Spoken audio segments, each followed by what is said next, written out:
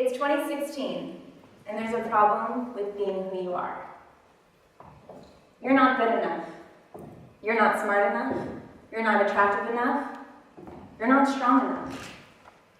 You're simply not enough. Well, I don't know about you all, but I'm sick and tired of being told I'm not good enough. We hear these things every day, whether they're in our thoughts or we say them out loud. Someone important may have told us these things. Well, everyone lives with the fear of not being enough. I've noticed these types of thoughts in my experiences interacting with girls ages around 14 to 24. From leading an 81-person dance team in high school, to joining a 161-member sorority in college, to being a USC Song Girl, to mentoring 8th grade girls, and finally to being the USC chapter. I'm the USC chapter founder of I Am That Girl, 50 active members. I've noticed one startling trait a lot of these women have in common, and it's a feeling of inadequacy. How do we deal with being told we're not good enough? How do we live in a world with what actress Lupita Nyong'o has defined having the seduction of inadequacy? How do we have self-confidence in a world where validation from our peers basically limits our happiness and defines how we feel about ourselves? Well, before college, I was always a pretty confident person, and it wasn't until college when I was told I couldn't do something I loved because of forces beyond my control that I truly knew what it felt like to have no sense of self-worth. I hit rock bottom, but while I was down there, I realized I wasn't alone. In fact, a study by the Dove Self-Esteem Project has found that 6 out of every 10 girls has avoided participating in some type of fundamental life activity because she wasn't confident with the way she looked. There is an epidemic of a lack of self-confidence, of feeling inadequate, particularly in today's young women, and I want to fix it. In the next 15 minutes, you'll hear me talk about why this inadequacy exists, what we can do to become more confident people, and finally, by the end of my talk, I hope you're empowered to inspire the next generation to love and be who they are. So at this point, you're probably wondering, why am I talking about the seduction of inadequacy? Why am I talking about low self-confidence? And it's a great question, and it's best explained through my story. See, since age 3, I was a dancer. And I did it all. I did tap, jazz, ballet, hip-hop, contemporary, lyrical, even African. And I was good. With my team routines and my solo routines, I won multiple awards, and I was often the leader of the teams I was on. Alexa the dancer was one of my core identities growing up. But this changed in college. In college, I tried out and was accepted into the USC Song Girl program, which is one of the most prestigious dance programs at the collegiate level. 12 girls made the squad out of 80 who auditioned, which meant I had a 15% chance of making the squad. I had to do the math. I was elated to call myself a song girl because I got to do what I loved. I got to perform and dance in front of hundreds of thousands of people. As a song girl, I felt like a celebrity walking anywhere in Southern California or on campus because boys and girls idolized me.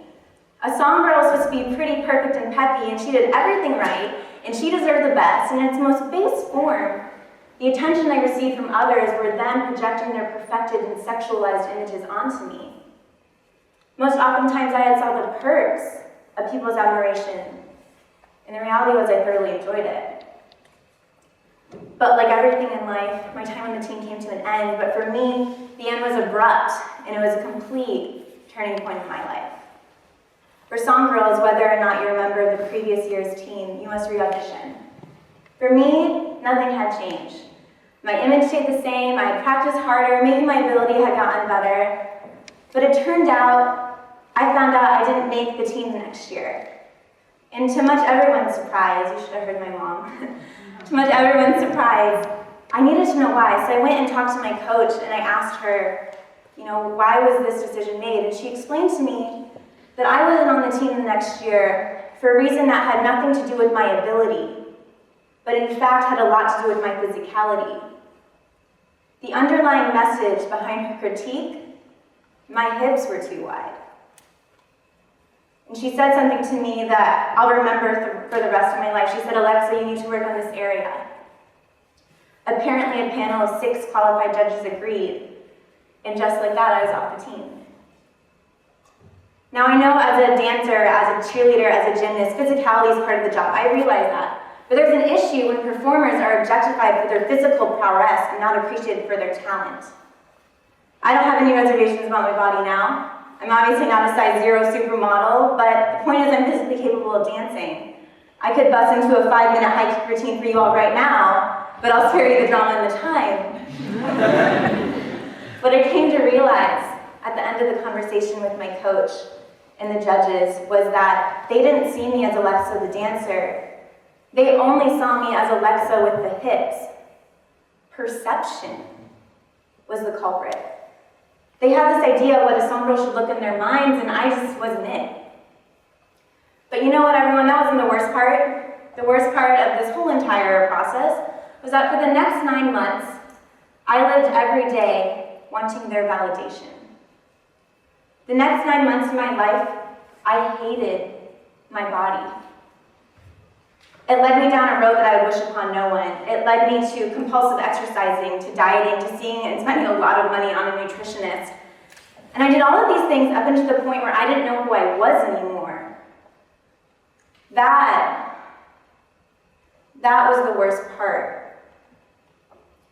And let me just say, when one of your core identities is taken away from you, for me, it was Alexa the dancer. There is nothing that leaves you feeling more powerless. What eventually gave me power, however, was realizing that this decision was based off a criterion that had nothing to do with my ability. The bottom line is that my capacity as an individual is not determined by what I look like. As a song girl, I was more than just some sideline eye candy. I was a performer, and I didn't participate in the program to receive sexual validation from men. Unfortunately, men aren't the only guilty ones of viewing women in this manner anymore. In fact, of the 6 judges who insinuated that my hips were too wide, 4 were women. In today's world, women are not only the victims of this inadequacy, but also willing and enabling gatekeepers of this inadequacy. And most oftentimes it's related to image because, let's face it, it's one of the easiest things to first judge a person on. Now, I know I'm not the only one with a story like this, of letting others' perceptions of what they look like define how they feel about themselves. And although you may not all have the same story as mine, the fact remains that we let our perception of our image be transformed by what we see in the media and on social media, what we hear from our family, from our friends, from organizations and institutions. We're buying in to these messages of inadequacy from advertisers, from the media, and we're doing this in epidemic numbers. Many girls will carry the hurt, the frustration, and the shame of this inadequacy for a lifetime. It's so easy to buy into this inadequacy. It's so easy to buy into these airbrushed and sexualized images. It's so easy, in fact, that according to a study by the National Institute of Media and the Family, 53% of 13-year-old girls are unhappy with the way their body looks. By the time these girls are 17, it's 78%. And by the time they reach adulthood, it's 91%. You know, I thought the seduction of inadequacy was something that was only going to be present with my time as a song girl. But unfortunately, it has continued throughout my own reality. One striking example occurred last month on my sorority's private Facebook page. One of the girls in my sorority posted about this weight loss drug that her father's company had made, and she was giving away free samples of the drug for girls to take just before spring break. The girls were just supposed to comment on the Facebook post if they would like to receive a free sample. And out of the 161 girls in my sorority, 87 girls commented on the post, which meant 54% of my entire sorority was unhappy with the way their body looked, and that's assuming that every single girl in my sorority even saw the post. So I ask you all, why do we do these things? Why do we let others' perceptions of who we are and what we look like impact how we feel about ourselves and our actions? Well, I'll tell you why. It's because it's easy. It's a lot harder to stand in the sun and confidently and triumphantly tell everyone you know that you believe in yourself, that you know deep down their perceptions of you do not matter. It's a lot harder to proclaim to others that you will build a firm foundation out of the bricks that they may have thrown at you. It's a lot harder to forgive those who have done you wrong. It's a lot harder to be strong. It's a lot harder to be confident. At this point, I don't think it'll come as a surprise to you all to realize that the average woman in the United States has 13 thoughts of self-hate a day. In order to diminish the number of thoughts we have a day that are negative, in order to rise above this seduction of inadequacy, we must do 4 things. The first thing we must do is realize that we can't rely on our looks to sustain us. Now, this may seem like simplistic, but it runs contrary to what we see in the media and on social media every single day. And let me just point out that social media validation, or the number of likes you receive on a picture, is not an indication that you matter as a human being. What we must focus our time, energy, and attention on are things that actually matter, what actually sustains us.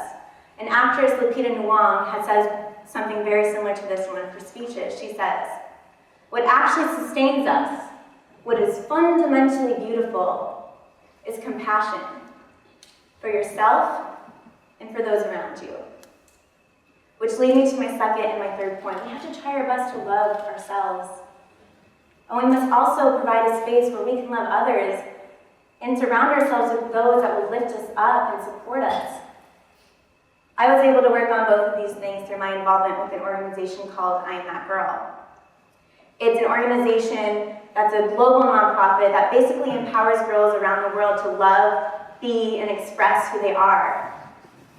In a world obsessed with what girls look like on the outside, I Am That Girl talks to girls around the world about who they are on the inside and why that matters. Now I want to speak a little bit more as to how you can love yourself, how you can have compassion for yourself. You know, it would be a whole lot easier to love ourselves if we all lived on a deserted island, because that way we couldn't compare ourselves to others. We'd be forced to be content with who we are and what we look like.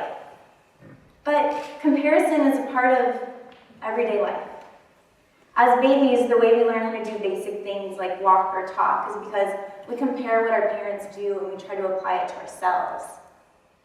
This whole process of comparison becomes a whole lot more complex as we get older, however. As adults, the first thing we do in a situation is observe. We then take what we've observed and compare it to a standard, and it's usually a perfected standard we have in our minds. This act of comparison then leads to judgment. Now, what I'm telling you all is that we must focus on what we do second, our comparison. How we compare and its resulting judgment speaks volumes of our character. I encourage you to be mindful of your thoughts, your actions, your judgments. Ask yourself, when I'm comparing myself, does it lead to feelings of jealousy? Does it lead me to wishing I had something I don't? If so, I encourage you to turn your thoughts of jealousy into thoughts of appreciation. Instead of getting jealous of what someone else has, appreciate that. You can aspire to be like that person, they can inspire you, but you must know what you bring to the table. You must know what you have to offer, how you are different, and how you are special. This is compassion for yourself, and it is beautiful. What's also beautiful is compassion for others. When I'm that girl, I'm surrounded by a group of young ladies who generally want what's best for me, and I for them. The same situation and environment is applied when I'm mentoring the 8th grade girls that I mentor. The point is I have a tribe of young women who generally want what's best for me, and I for them. But you don't get this everywhere in life. Competition in the classroom, in your first job, in relationships and organizations, it's definitely there. And it can get the best of people. For this reason, I encourage you to take an inventory of your closest relationships. Ask yourself how you feel around those that are closest to you. Do you feel like an equal? Do you feel superior? Do you feel inferior?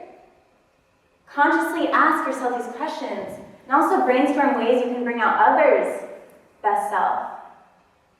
Usually it's by being understanding and non-judgmental. It's realizing that others are humans. Surround yourself with those who will lift you up, and do the same for them.